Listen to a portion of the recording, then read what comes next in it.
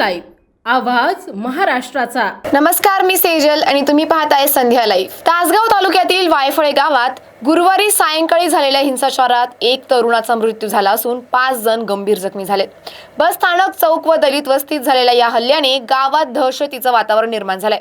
भिवघाट येथील खासगी रुग्णालयात जखमींवर उपचार सुरू असून ओमकार उर्फ रोहित संजय फाळके वय 24 याचा उपचारादरम्यान मृत्यू झालाय।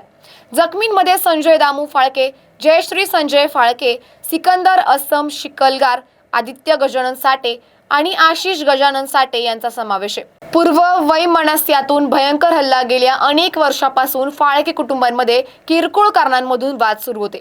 याच वादाचे पर्यावसन काल झालेल्या हिंसाचारात झालं। संध्याकाळी 6 वाजता 10-12 जणांचे टोळके दुचाकीवरून गावात आले। बस स्थानक चौकात उभ्या असलेल्या रोहित फाळके यांच्यावर धारदार शस्त्राने हल्ला करण्यात आला।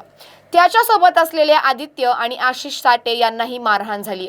या टोळक्याने नंतर रोहितच्या घरावर जाऊन हल्ला केला। यावेळी रोहितचे वडील संजय आणि आई जयश्री यांनाही धारदार शस्त्राने जखमी करण्यात आले। संपूर्ण परिसर रक्ताच्या थारोळ्यात न्यायालयाने गावात भीतीचं वातावरण पसरलंय। घटनेची माहिती मिळताच पोलीस उपाधीक्षक सचिन थोरबोले आणि पोलीस निरीक्षक सोमनाथ वाघ यांनी घटनास्थळी धाव घेतली। हल्लेखोरांच्या तपासासाठी स्थानिक गुन्हे अन्वेषण शाखा आणि तासगाव पोलीस पथके सक्रिय झाली। मुख्य आरोपी पुण्यात राहत असून रेकॉर्डवरील गुन्हेगार असल्याचं स्पष्ट झालंय। वायफळे गावात सध्या शांतता असून पोलीस बंदोबस्त ठेवण्यात आलाय। घटनेचा पुढील तपास सुरू आहे। अशाच माहितीसाठी आमच्या संध्या लाईव्ह चॅनलला लाईक, शेअर आणि सबस्क्राईब करा।